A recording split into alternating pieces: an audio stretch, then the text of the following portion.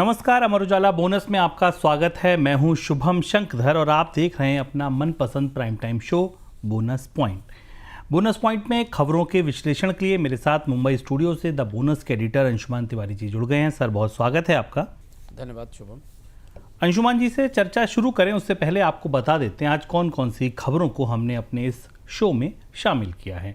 पहली खबर महंगाई से जुड़ी होगी। महंगे हुए टमाटर, क्या और सब्जियां भी महंगी होंगी आने वाले दिनों में? कैसे इस महंगाई का असर खाद्य महंगाई के आंकड़ों पर दिख सकता है, ये जानने की कोशिश करेंगे। आरबीआई का बड़ा फैसला, डिजिटल लैंडिंग पर की गई सख्ती। प्रोविजनिंग से जुड़े नियमों में बदलाव किया गया है। क्या बदलाव है, क्या असर डालेगा ये फैसला, इसको समझेंगे। इसके बाद एक लंबी लड़ाई की बात करेंगे जो टेलीकॉम कंपनियों और ओटीटी प्लेटफॉर्म्स के बीच छिड़ी है। लड़ाई लंबी है लेकिन कोई रास्ता नहीं निकल रहा। अब एक नई पेशकश की गई है टेलीकॉम कंपनियों की ओर से। क्या है वो, ये जानेंगे। इसके बाद नीति आयोग की सिफारिश कि मध्यम आकार की कंपनियों को, मझोली कंपनियों को राहत दी जाए, सस्ते कर्ज का टॉनिक दिया जाए। क्या इससे काम चल जाएगा? और इतनी चिंता इन्हीं कंपनियों की क्यों? इससे छोटी की क्यों नहीं, बड़ी कंपनियों की क्यों नहीं? इसके पीछे का मर्म क्या है, ये समझेंगे। सोच समझकर खर्च कर रहे भारतीय, कपड़ों पर और जूतों पर भारतीयों का जो खर्च है वो काफ़ी गिरा है। इसमें उल्लेखनीय कमी आई है। क्या वजह है इसकी, ये जानेंगे। और इसके बाद ग्लोबल उड़ान की तैयारी में चीन एक नई नीति पर काम कर रहा है। क्या है चीन की नई नीति? कैसे चीन की कंपनियों को के विस्तार की तैयारी हो रही है इस नीति के रास्ते, ये सब कुछ समझेंगे। चीन के प्रधानमंत्री ने एक बड़ी बैठक की है कंपनियों के प्रमुख के साथ। क्या हुआ उस बैठक में, क्या दिशा दी जा रही है, ये सबको विस्तार से जानेंगे आज अंशुमान जी से। लेकिन पहली खबर टमाटर की महंगाई की। दक्षिण भारत में मानसून के समय से पहले पहुंचने के बाद उसके तेजी से आगे बढ़ने और उत्तर भारत में प्री मानसून बरसात की अधिकता से मंडियों में सब्जी की सप्लाई पर असर पड़ा है। इस वजह से हुआ ये कि सब्जियां महंगी होने लगीं। अप्रैल की तुलना में मई के दौरान टमाटर का औसत भाव करीब 15% बढ़ चुका है। देश भर की कृषि उपज मंडियों में मई में टमाटर का औसत भाव 1400 रुपये प्रति क्विंटल था, जो अप्रैल में 1200 रुपये प्रति क्विंटल पर हुआ करता था। 1200 से 1400 रुपये प्रति क्विंटल का भाव आ गया थोक मंडियों में। सर, क्या इसका असर आने वाले दिनों में और वेजिटेबल्स पर दिखेगा? और अंत में जब महंगाई के आंकड़े हमारे सामने आएंगे तब कितनी आंच उन आंकड़ों को इस महंगाई की लगती दिखेगी? शुभम, मानसून का समय से पहले आना जहां अच्छी खबर है, वहां जो सब्जी का उत्पादन है, हॉर्टिकल्चर है, उसके लिए ये चुनौती है। आंध्र प्रदेश, गुजरात, कर्नाटक, महाराष्ट्र में पिछले एक सप्ताह के दौरान सब्जी की फसल को नुकसान हुआ है। कई जगह जो सब्जी खेत में थी वो अचानक बहुत तेज़ बारिश से ख़राब हो गई है और इसलिए हम सभी जगह, नासिक में, पुणे में जो प्रमुख मंडियां हैं, महाराष्ट्र की, उत्तर भारत की जो प्रमुख मंडियां हैं, इन सब जगह हम कुछ खास फसलों का, सब्जियों की कीमत में बढ़ोतरी देख रहे हैं। इसमें टमाटर सबसे ऊपर है। इसके अलावा जो सीजनल हरी सब्जियां हैं उनकी कीमतों में बढ़ोतरी देख रहे हैं। चिंता की बात यह है कि वेजिटेबल की या सब्जियों की इन्फ्लेशन ने पिछले 6 महीने में आरबीआई को महंगाई कम करने में बड़ी मदद की है, क्योंकि ये सीजनल पार्ट है और इससे ये महंगाई बार बार लौटती है। इसकी बड़ी वजह यही वजह है कि खाद्य महंगाई को रिजर्व बैंक अपने निर्धारित लक्ष्य के नीचे रोक पाया है और ब्याज दरों में कमी की है।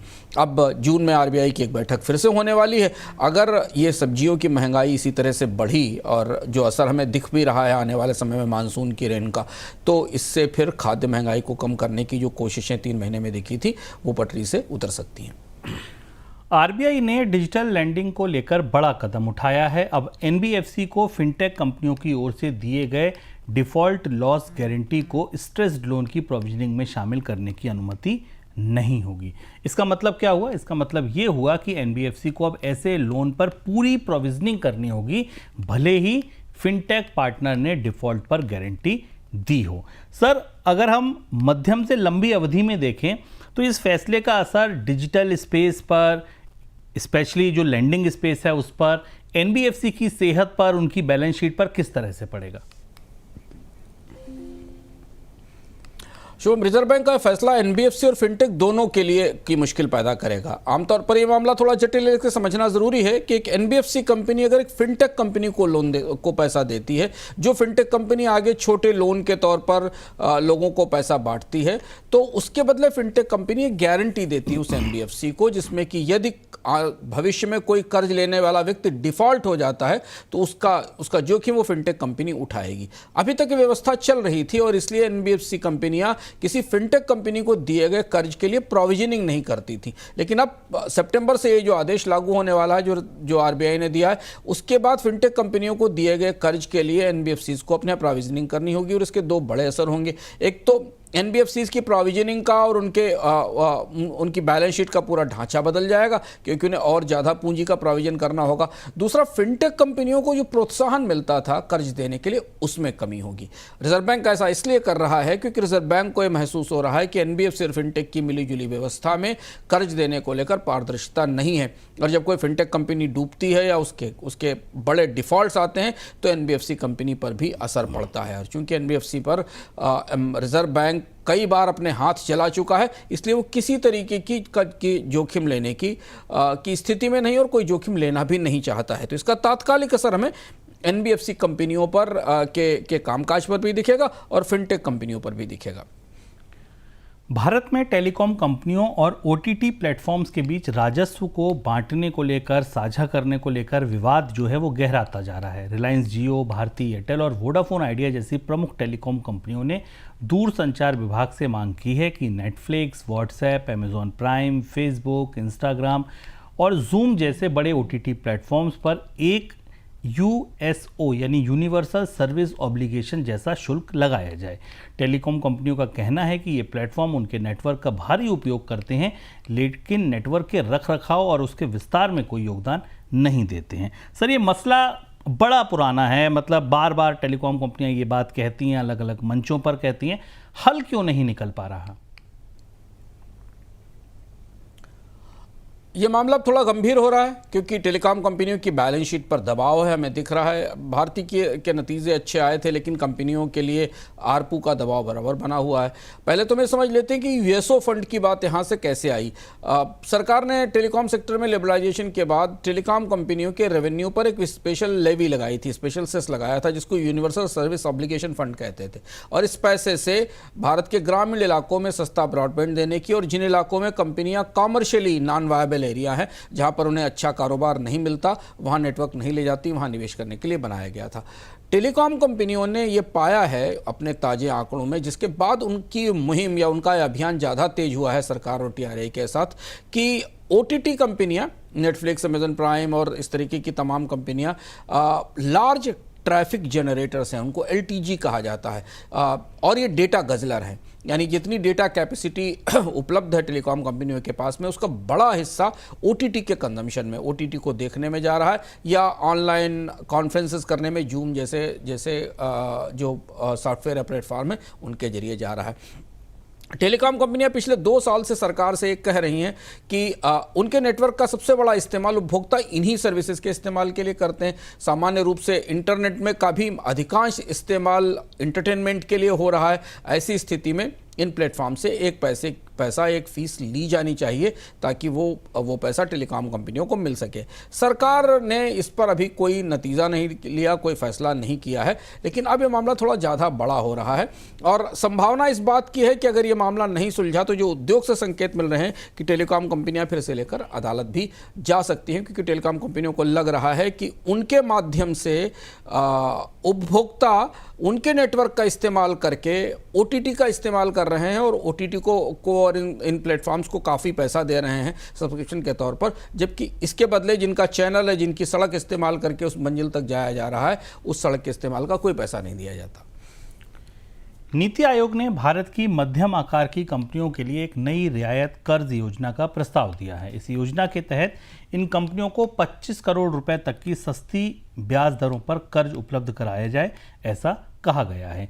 एक एप्लीकेशन की अधिकतम सीमा 5 करोड़ रुपए हो। इसके अलावा नीति आयोग ने मीडियम एंटरप्राइजेज क्रेडिट कार्ड शुरुआत करने का सुझाव दिया है, जो 5 करोड़ रुपए तक के प्री अप्रूव्ड लोन के साथ आएगा।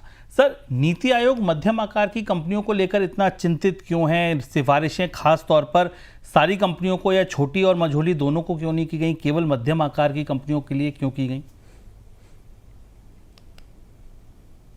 भारत का जो एमएसएमई स्पेस है, जिसको अंग्रेजी में medium small and micro enterprises कहते हैं, इसमें से जो पहला वाला एम है वो गायब है। एसएमई कहा जा सकता है, स्मॉल और माइक्रो एंटरप्राइजेस हैं। भारत इससे पहले भी, नीति आयोग से पहले भी पिछले वर्षों में भी ये बात बार बार निकलकर अलग अलग अध्ययनों में सामने आई, सरकार के भी अपने आंकड़ों में सामने आई कि भारत में मझोली इकाइयों की संख्या सबसे कम है। हम डेटा पॉइंट की तरफ से देखें कि एमएसएमई में मझोली इकाइयों की, जो मीडियम आकार की इकाइयां हैं, उनकी हिस्सेदारी 1% से भी कम है, जबकि एक्सपोर्ट में इनकी हिस्सेदारी 40% के आसपास है।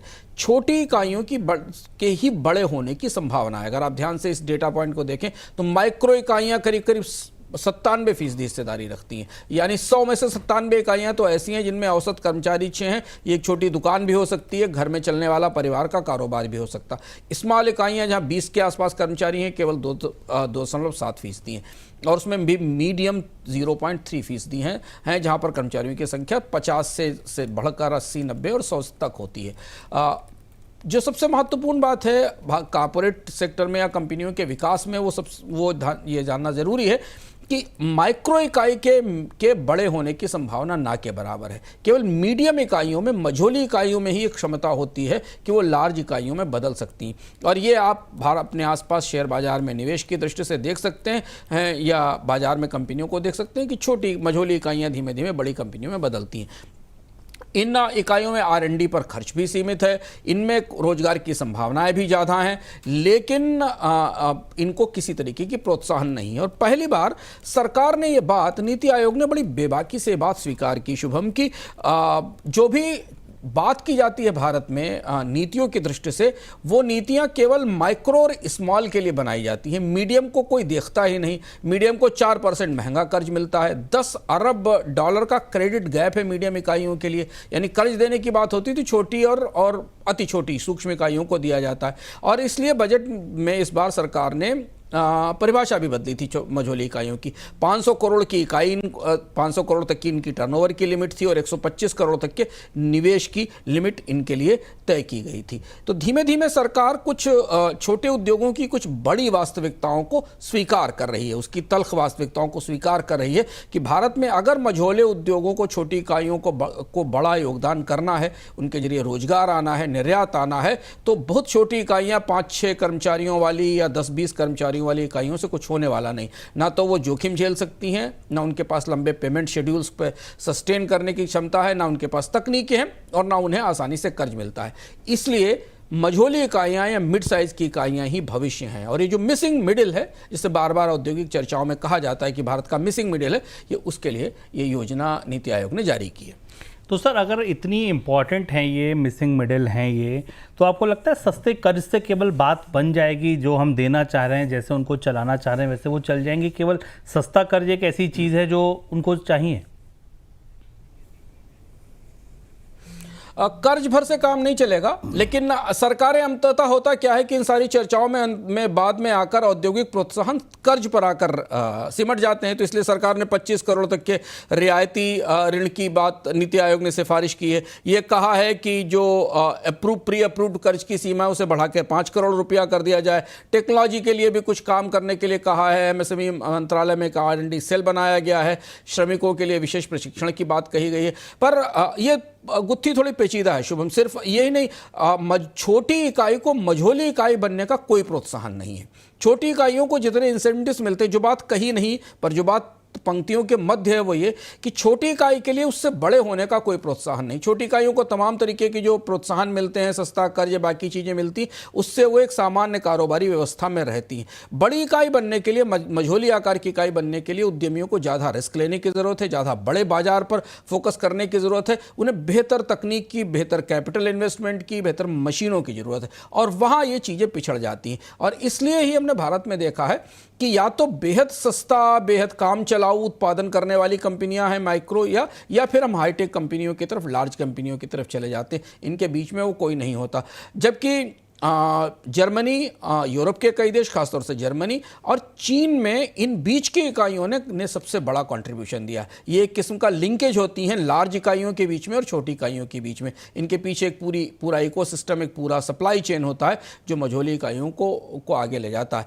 अब जाकर काफ़ी लंबे समय बाद, उदारीकरण के इतने साल के बाद, नीति आयोग को पहली बार ये महसूस हुआ है कि हमारी औद्योगिक प्रोत्साहन की पॉलिसी या छोटी मझोली इकाइयों की पॉलिसी में कोई बड़ा खोट था। तो केवल कर्ज से तो काम नहीं चलेगा, देखना होगा कि इनके लिए बाजार में कैसे अवसर पैदा होते हैं। और अब थोड़ा देर भी होती दिख रही है, क्योंकि कई सारा सामान, बहुत सारे ज़रूरी सामान भारत में आयात होने लगे हैं। बड़ी कंपनियों ने अपना नेटवर्क बना लिया, उनके OEM नेटवर्क हैं, उनके बीच में मझोली इकाइयों को दोबारा स्थापित करने के लिए बड़ी कवायद करनी पड़ेगी।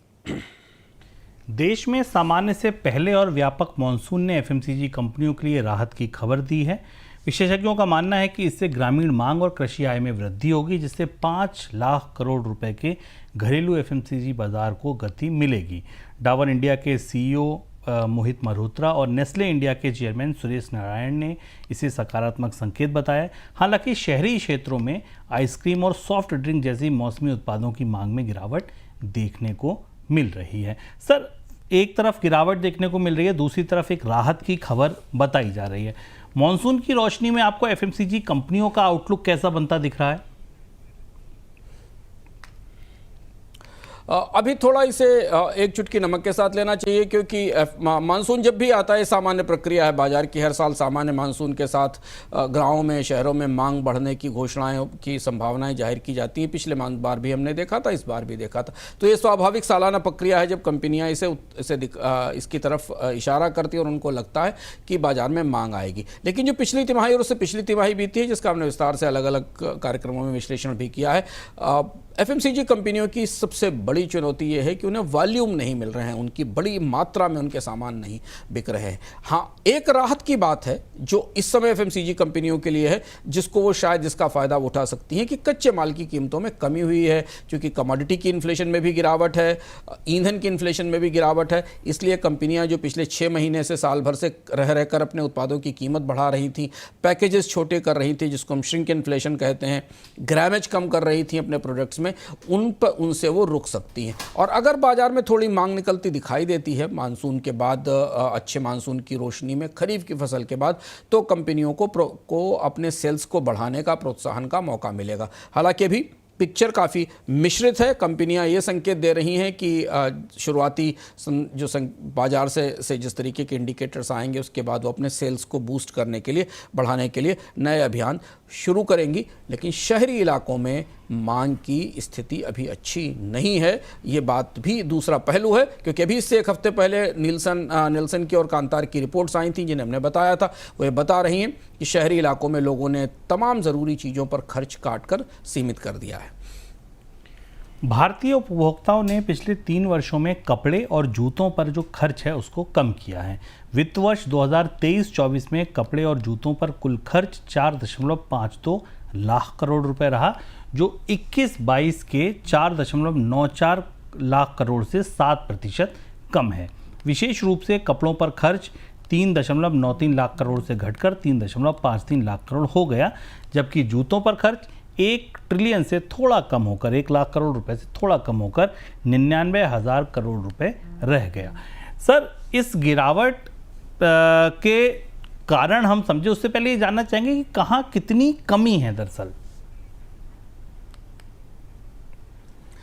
ये आंकड़ा देखिए, अभी हम FMCG कंपनियों पे शुभ बात कर रहे हैं, तो FMCG कंपनियों को मांग की उम्मीद है। ये आंकड़ा NSO का है, राष्ट्रीय सांख्यिकी विभाग का, सरकार का आंकड़ा है, जो बेहद चौंकाने वाला है और इसके काफ़ी बड़े व्यापक असर हमें दिखेंगे। ये बता रहा है कि भारत में कपड़ों और जूतों पे खर्च अब प्री कोविड कोविड के लेवल से भी के बराबर पहुंच गया है, यानी उससे और भी कम हो गया है। 3 साल की सबसे ज़बरदस्त गिरावट है कपड़ों और जूतों पे खर्च में। आमतौर पर खाद्य उत्पादों के बाद ये 2 ऐसे महत्वपूर्ण प्रोडक्ट हैं जिनके ऊपर लोग सबसे ज़्यादा खर्च करते हैं अपनी अपनी क्षमता के हिसाब से।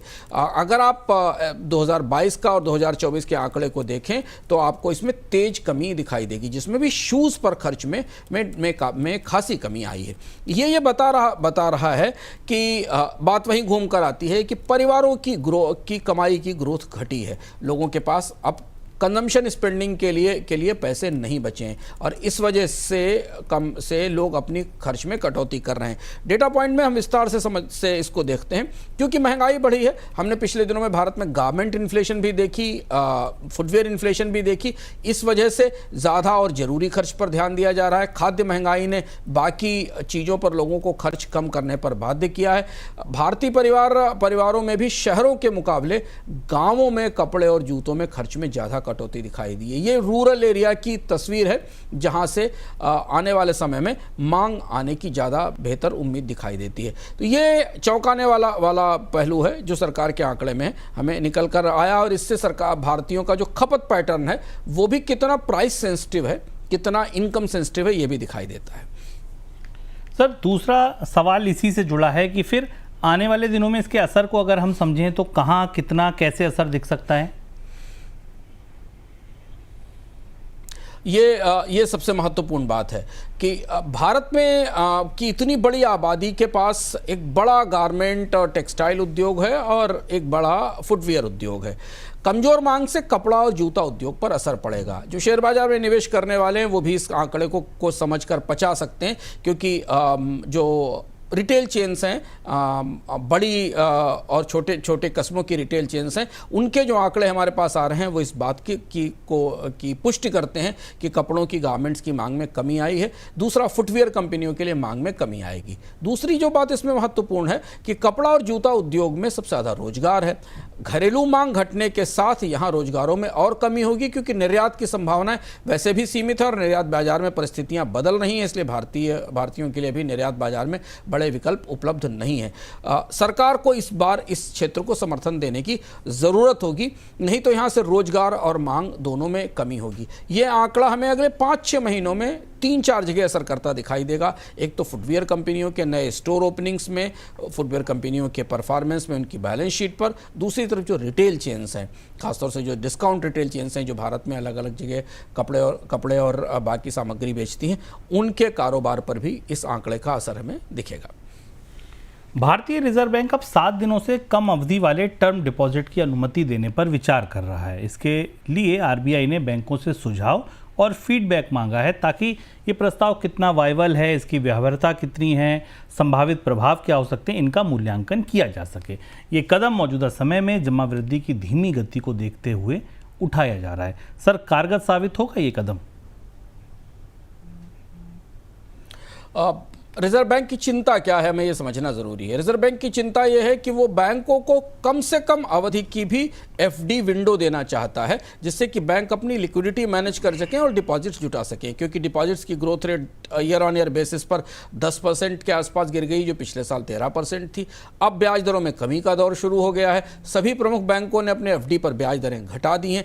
ऐसी स्थिति में बैंकों के पास शॉर्ट टर्म लिक्विडिटी के लिए पैसा जुटाने के स्रोत नहीं बचे हैं, विकल्प नहीं बचे हैं, और इसलिए रिजर्व बैंक अब 7 दिन से कम के भी टर्म डिपॉजिट की बात कर रहा है। इससे पहले रिजर्व बैंक ने करीब 15 दिन के टर्म डिपॉजिट के आसपास की मंजूरी दी थी। अब ये 7 दिन का टर्म डिपॉजिट बैंकों को छोटी अवधि में शॉर्ट टर्म पैसा जुटाने में मदद करेगा। ये चुनौती देगा और बाजार के जो शॉर्ट टर्म इन्वेस्टमेंट के विकल्प हैं। इंडियन बैंकिंग एसोसिएशन से इस पर राय मांगी गई है। एसबीआई, पीएनबी और कुछ और बड़े बैंकों से भी सलाह ली गई है। बैंकिंग उद्योग में चर्चा है कि सारे बैंक इससे सहमत नहीं हैं, पर कुछ बड़े बैंक शायद इसे समर्थन दे सकते हैं, और अगर ये आता है तो ये बड़ा बदलाव होगा, जहां इतनी कम अवधि की भी एफडी कराने का विकल्प लोगों को मिलेगा। बॉम्बे हाई कोर्ट ने मुंबई इंटरनेशनल एयरपोर्ट को तुर्की की company Salovey airport services India की जगह नई कंपनी की नियुक्ति पर रोक लगा दी है।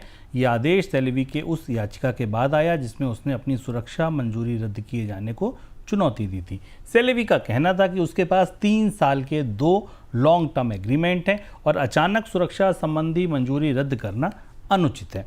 सर, ये फैसला अगर नज़ीर बना तो आपको क्या लगता है आगे कहां और क्या असर डाल सकता है?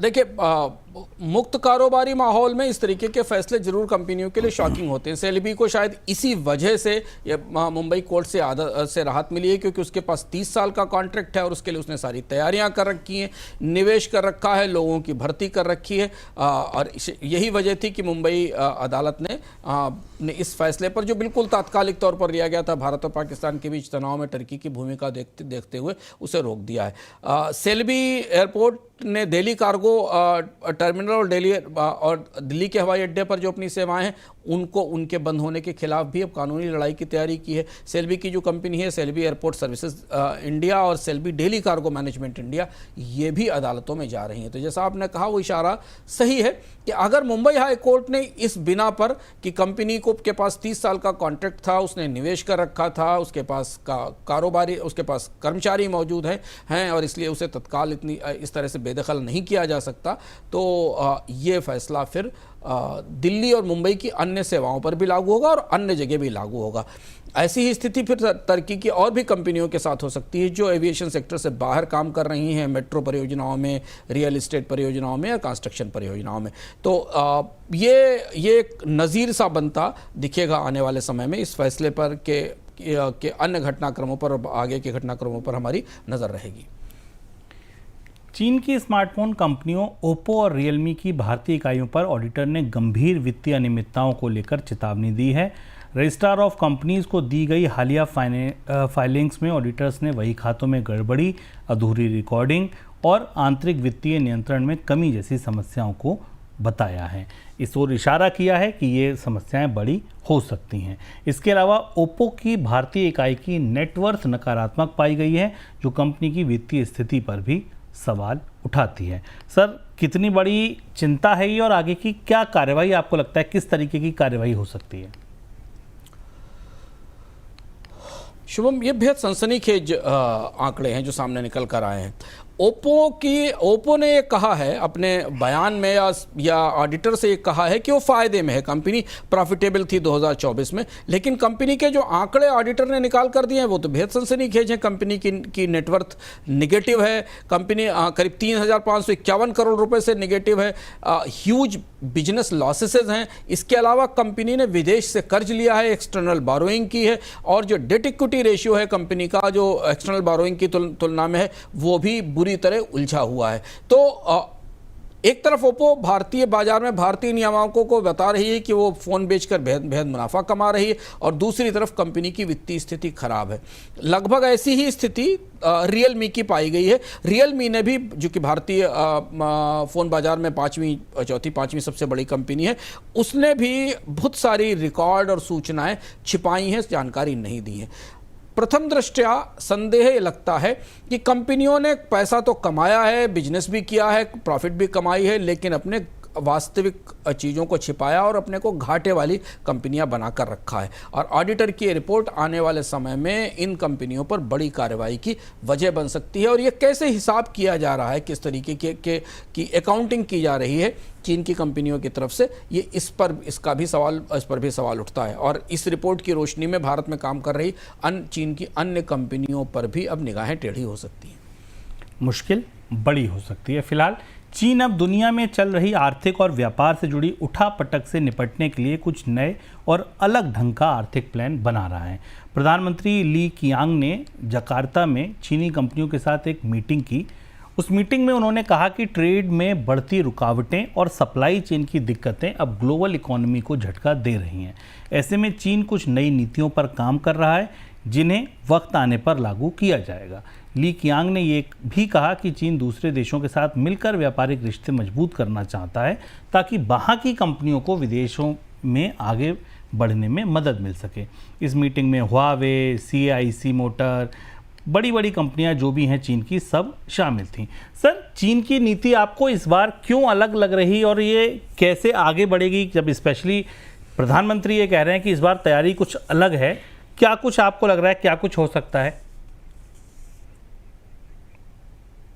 आमतौर पर चीन के की नीतियों में इतनी जल्दी और तेज बदलाव नहीं होते। चीन लॉन्ग टर्म नीतियों के लिए जाना जाता है। चीन की जो कम्युनिस्ट पार्टी है उसकी जो प्रमुख नीति निर्माता समिति है वो लंबे समय के लिए निवेश के उद्योग के लक्ष्य तय करती है। ये बड़ा शिफ्ट है और ये इसलिए ये खबर आज महत्वपूर्ण थी और पूरी दुनिया के बाजारों में चर्चा का विषय बनी कि चीन ने कहा है कि वो एक्स्ट्राऑर्डिनरी एफर्ट्स करने जा रहा है जो सामान्य फिजिकल और मौद्रिक व्यवस्था से अलग होंगे। सामान्य फिजिकल व्यवस्था के तहत क्या, टैक्स में रियायतें देना, सस्ते कर्ज की कोशिश करना। मौद्रिक व्यवस्था के तहत क्या, ब्याज दरों में कमी करना, लिक्विडिटी बढ़ाना। ये वो सामान्य उपाय हैं जो किसी आर्थिक संकट के समय दुनिया के देश अपनाते हैं।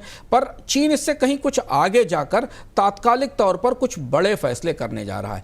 प्रधानमंत्री ने उनका ब्यौरा नहीं दिया पर बाजार को बेहद उत्सुकता के साथ इस ब्यौरे की प्रतीक्षा है कि वो गैर पारंपरिक या नए तरीके क्या होंगे। लेकिन ऐसा माना जा रहा है कि चीन अपने इंडस्ट्रियल फाइनेंसिंग और इंडस्ट्रियल इंसेंटिव की नीति में बड़ा बदलाव कर सकता है और कोशिश अब यह होगी कि ग्रामीण इलाकों में बनने वाली इकाइयां और उपभोक्ताओं के स्तर पर खर्च, इन दो को सीधा प्रोत्साहन दिया जाए ताकि बाजार में मांग बढ़ सके। अंतर्राष्ट्रीय स्तर पर जो व्यापार की स्थिति है, निर्यात में कमी है अमेरिका के साथ जो व्यापार युद्ध जो भी ठंडा पड़ा है दोबारा फिर शुरू होता है, इसे देखते हुए कंपनी घरेलू बाजार में मांग को प्रोत्साहित करने के लिए कुछ बड़े कदम उठा सकती जो आमतौर पर चीन ने इससे पहले नहीं उठाए थे और चीन की नीतियों का हिस्सा नहीं होते थे। दूसरी जो बड़ी बात जो संकेत के तौर पर आ रही है, हालांकि इसका ब्यौरा भी चीन की तरफ से नहीं आया है, वो ये कि चीन अपनी कंपनियों को, हुआवे, SIC और तमाम कंपनियां, इन कंपनियों को अंतर्राष्ट्रीय स्तर पर स्थापित करना चाहता है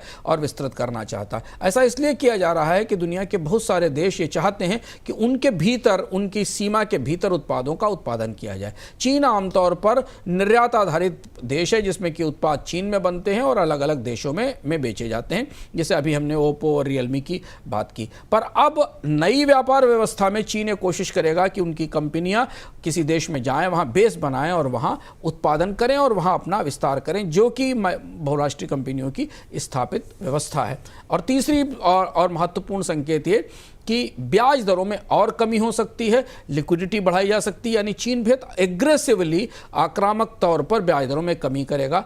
दरअसल इसके पीछे वो डिफ्लेशन का खतरा है, वो डर है चीनी अर्थव्यवस्था के सिकुड़ने का, जो टैरिफ वार के कारण, अंतर्राष्ट्रीय अर्थव्यवस्था में सुस्ती के कारण और व्यापार में गिरावट के कारण आया है। तो अगले कुछ हफ्तों में चीन की ये नीतियां हमें हमारे सामने आएंगी और तब इनका असर हमें दिखेगा। लेकिन इसके असर से एशिया के शेयर बाजारों में, एशिया के बाजारों में बड़ा बदलाव होगा, क्योंकि एशिया के बाजारों से चलते चलते एक अच्छी खबर भी आज सुबह आई कि जो हेज फंड्स जिन्होंने अप्रैल के महीने में एशिया के बाजारों में काफ़ी नुकसान उठाया था, मई में उन्होंने बड़ी रिकवरी देखी है। और उस रिकवरी, जो कि एशिया फोकस्ड फंड है, उस रिकवरी के कारण वो चीन की अर्थव्यवस्था में, भारत की अर्थव्यवस्था में और एशिया की बाकी अर्थव्यवस्थाओं में निवेश करने की तैयारी कर रहे हैं। हाल में जो भारत में विदेशी निवेश के जो अभी आंकड़े आए हैं कल, वो इस बात की पुष्टि करते हैं कि विदेशी निवेशकों का उत्साह दोबारा इमर्जिंग मार्केट की तरफ से बढ़ना शुरू हुआ है, क्योंकि अमेरिकी अर्थव्यवस्था में गहरी संकट है, समस्या है, बॉन्ड ट्रेजरी यील्ड बढ़ी हुई है और अमेरिकी सरकार का घाटा बढ़ने का खतरा है। तो सर, क्या अभीष्ट है, क्या पाना चाहता है? ठीक है, कर्ज सस्ता कर देंगे, नीतियां बदल देंगे, सब कुछ साध के हासिल क्या करना है? लक्ष्य यह है कि करीब करीब 1.2 करोड़ नई शहरी नौकरियां पैदा की जाएं चीन में, क्योंकि यही वो कंजम्पशन का साइकिल है जो दुनिया के तमाम देशों में नहीं है। जैसे जैसे शहरी नौकरियां आएंगी, रोजगार बनने शुरू होंगे, तो घरेलू मांग बनेगी। क्योंकि चीन की अब चुनौती यह है कि जितनी मांग है, जितना निर्यात बाजार वो गंवा रहा है, उसका एक कुछ हिस्सा उसे घरेलू मांग के साथ के जरिए हासिल करना होगा। और इसलिए रोजगार पर, एम्प्लॉयमेंट पर बड़ा फोकस किया जा रहा है। आमतौर पर चीन पर प्रत्यक्ष रूप से इस तरीके के कदम नहीं उठाता था और इसीलिए प्रीमियर ली ने इस तरफ इशारा किया था कि रोजगार को प्रोत्साहन के लिए कंपनियों को सीधे मदद दी जाएगी। तो पहला लक्ष्य तो यह है कि 1.2 करोड़ शहरी नौकरियां आए और बेरोजगारी का लक्ष्य, जो बेरोजगारी दर का लक्ष्य 5.5% है, उसे रोका जाए। यानी जो consumption driven, domestic consumption driven economy है उसका साइकिल, उसका पहिया कैसे घुमाया जाए, ये वो नीति है। और ये बड़ा दिलचस्प बदलाव होगा शुभम, क्योंकि चाइना की आमतौर पर औद्योगिक प्रोत्साहन और निवेश की नीतियां एक्सपोर्ट फोकस्ड हैं, बाहर की तरफ फोकस्ड हैं, एक्सटर्नली फोकस्ड हैं। अमेरिका अपनी कंपनियों को सस्ती पूंजी, सस्ती तकनीक लाने की छूट देता है ताकि वो ज़्यादा से ज़्यादा उत्पाद बनाएं, सामान बनाएं और अंतर्राष्ट्रीय बाजारों में बेचें। लेकिन अब ये वापस घर की तरफ देखने जैसा है, और भीतर अपने देश के भीतर कैसे मांग बढ़ाई जाए, इसके लिए चीन की सरकार की तरफ से कुछ बड़े प्रोत्साहन उपायों की घोषणा हो सकती है। बाजार ऐसा महसूस कर रहा है। चलिए, तो ये था आपके घरेलू मंडी में टमाटर के भाव से लेकर चीन की नई नीति तक का हिसाब किताब, तमाम खबरें, उनका विश्लेषण। बहुत शुक्रिया सर आपका जुड़ने के लिए, तमाम खबरों के विश्लेषण के लिए, और बहुत शुक्रिया आप लोगों का इस शो को देखने के लिए। पसंद आया तो लाइक कीजिए, शेयर कीजिए, और बोनस परिवार का हिस्सा नहीं है तो अब बन जाइए, क्योंकि बोनस के परिवार में एक खास बात उसकी मेंबरशिप है। अगर आप मेंबर नहीं हैं अब तक तो ज़रूर बनिए, क्योंकि अर्थम जो हमारा नया कार्यक्रम है, अंशुमान जी का वीकली कार्यक्रम है, वो अब मेंबर्स के लिए जल्दी खुल जाता है। हर शुक्रवार को उसकी किस्त आ जाती है। आप द बोनस पर जाइए, चैनल को ज्वाइन कीजिए। ज्वाइन करते ही आप हमारे बोनस के प्रीमियम परिवार का हिस्सा बन जाएंगे, और अर्थम जैसे खास कार्यक्रम के साथ साथ और तमाम बेनिफिट्स भी आपको मिलेंगे। फिलहाल मुझे दीजिए इजाज़त, कल फिर मिलेंगे बोनस पॉइंट में। नमस्कार।